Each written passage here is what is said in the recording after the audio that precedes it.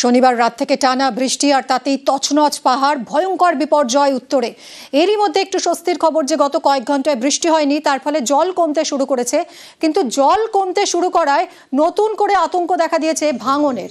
আলিপুরদুয়ারে নোনাই নদীর বাঁধে ফাটল, ধস, বড় ভাঙনের আশঙ্কা করছেন বাসিন্দারা। কথা বলবো রাজকুমারের সঙ্গে। রাজকুমার, এই বাঁধে যদি ভাঙন দেখা দেয়, যে ফাটল দেখা দিয়েছে তা যদি আরো বাড়ে, তাহলে তো বিঘার পর বিঘা তলিয়ে যেতে পারে জমি। কি ব্যবস্থা নেওয়া হচ্ছে? একদমই মিমি, দেখো এই যে নোনাই নদী, তাতে জল কমছে এবং জল কমার পরেই কিন্তু ভাঙন শুরু হয়েছে। নোনাই নদীর যে বাঁধ, আলিপুরদুয়ার 1 নম্বর ব্লকের যে বিবেকানন্দ 1 নম্বর গ্রাম পঞ্চায়েতের যে বিস্তীর্ণ এলাকা, সেই বিস্তীর্ণ এলাকা কিন্তু এই বাঁধ ভেঙে গেলে, নদীর জল ঢুকে গেলে প্লাবিত হবে। বিঘার পর বিঘার জমি ক্ষতিগ্রস্ত হবে, বাড়ি ঘর মানুষজনের প্রচুর ক্ষয়ক্ষতি হবে। সেই কারণে ইতিমধ্যেই কিন্তু গ্রাম পঞ্চায়েত কর্তৃপক্ষের পক্ষ থেকে ওখানে পরিদর্শন করা হয়েছে এবং প্রধান বিষয়টি ঊর্ধ্বতন কর্তৃপক্ষকে জানিয়েছেন যে বাঁধে ফাটল এবং ধস দেখা গেছে, ফলে জরুরি ভিত্তিতে কি করা যায় সেই বিষয়টি ভাবছে সেচ দপ্তর। মিমি, ধন্যবাদ রাজকুমার। এই মুহূর্তে আমরা সেই ছবিটা দেখছি। পাড়টি প্রচণ্ড পরিমাণে ভেঙে গেছে এবং এই পাড়টি আজকে রাতে যদি বৃষ্টি হতেই থাকে এই পরিমাণে, তাহলে সামনে একটি বাড়ি রয়েছে, বাড়িটি কিন্তু ভেঙে চলে যাবে। সেই জন্য আমি প্রশাসনের কাছে আমার আর্জি অতি সত্বর যাতে এই বাঁধটি নির্মাণ হয়। আলিপুরদুয়ারেও দুর্যোগে দুর্ভোগ, ঘরবাড়ি ছেড়ে ত্রাণ শিবিরে ঠাঁই। সিসামারা নদীর জলে ভেসেছে বাড়ি, ঘরহারা শালকুমার গ্রামের বাসিন্দারা। ত্রাণ শিবিরে থাকা খাওয়ার ব্যবস্থা করা হয়েছে।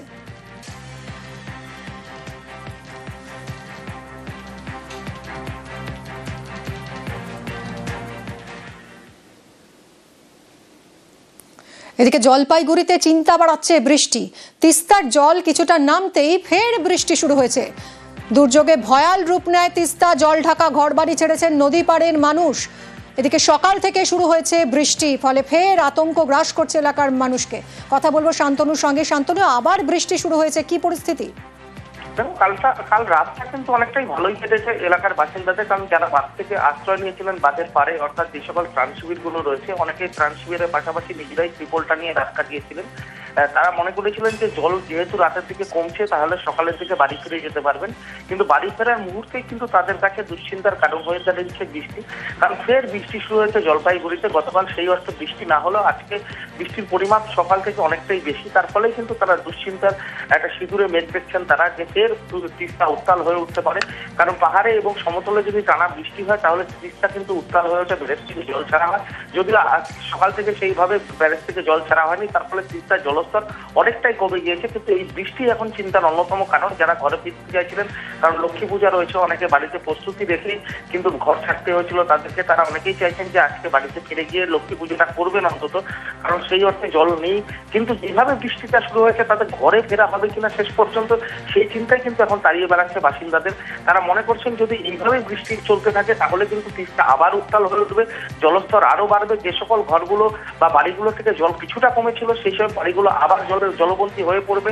সেই রকম একটা আশঙ্কা কিন্তু তৈরি হয়েছে তিস্তার বিবেকানন্দ পল্লী, সারদা পল্লী, সুকান্তনগর এলাকায়। আমরা সুকান্তনগর এলাকার বাসিন্দাদের দেখেছিলাম, তারা কিন্তু জলের দিকে তাকিয়ে রয়েছেন, কারণ কখন ফিরবেন বাড়িতে সেই অপেক্ষাতেই ছিলেন। কিন্তু বৃষ্টি শুরু হওয়াতে তারাও কিন্তু উদ্বিগ্ন, তারাও বলছেন যে এখন পরিস্থিতি কি হবে সেই নিয়ে কিন্তু তারা চিন্তিত। নতুন করে আরো আশঙ্কা, আতঙ্ক দেখা দিচ্ছে এলাকার মানুষের মধ্যে। অনেক ধন্যবাদ শান্তনু। যদি বৃষ্টি বেড়ে যায় তাহলে কিন্তু আরো ভয়াবহ হতে পারে আর কি। কালকে রাতটা কিভাবে কাটলো আপনাদের? কালকে রাতটা বান্দের মধ্যেই কেটেছে। ছাগল গরু নিয়ে খুব সংকটেই আছি, কারণ হচ্ছে গিয়ে এতটা জল তো আর এর আগে মানে হয়েছে, কিন্তু এতটা পরিমাণ হয়নি আর কি। বিপন্ন মানুষ, বিপন্ন বন্য প্রাণ, আশ্রয়ের খোঁজে গ্রামে ঢুকে পড়েছে গন্ডার। দুর্যোগ, জল থেকে বাঁচতে তাই লোকালয়। জলদাপাড়ার জঙ্গল থেকে গ্রামে গন্ডার। আলিপুরদুয়ারের পলাশবাড়িতে লোকালয়ে এই গন্ডার। গতকাল নদীতে জলের তোড়ে ভেসে যায় গন্ডার। সেই গন্ডারটি কিনা তা খতিয়ে দেখছে বন দফতর।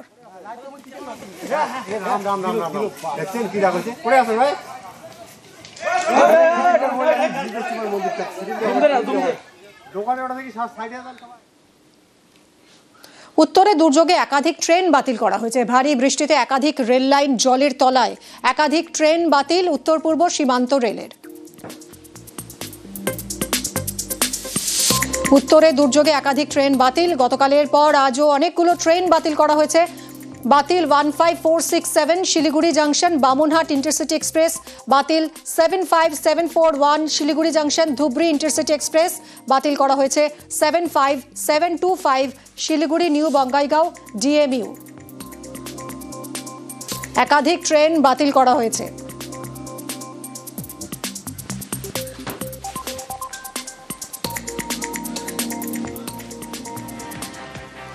উত্তরবঙ্গের দুর্যোগে দেরিতে চলছে ট্রেন, একাধিক দূরপাল্লা ট্রেন চলছে দেরিতে। পদাতিক এক্সপ্রেস 5 ঘন্টা লেটে চলছে, উত্তরবঙ্গ এক্সপ্রেস 4.5 ঘন্টা দেরিতে চলছে, তিস্তা তোরসা এক্সপ্রেস 14 ঘন্টা লেট, কাঞ্চনকন্যা চলছে 4.5 ঘন্টা দেরিতে, সরাইঘাট এক্সপ্রেস চলছে 7 ঘন্টা দেরিতে, কামরূপ এক্সপ্রেস 5 ঘন্টা লেট, ডিব্রুগড় কলকাতা এক্সপ্রেস 10 ঘন্টা দেরিতে চলছে।